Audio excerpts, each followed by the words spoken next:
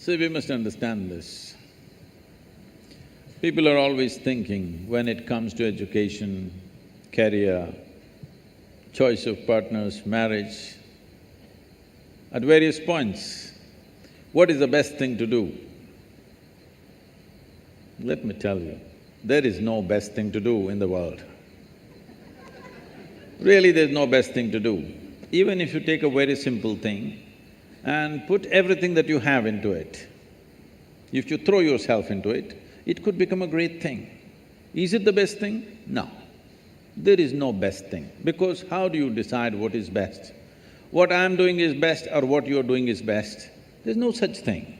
It is just that if you throw your life into something, it can become a great thing.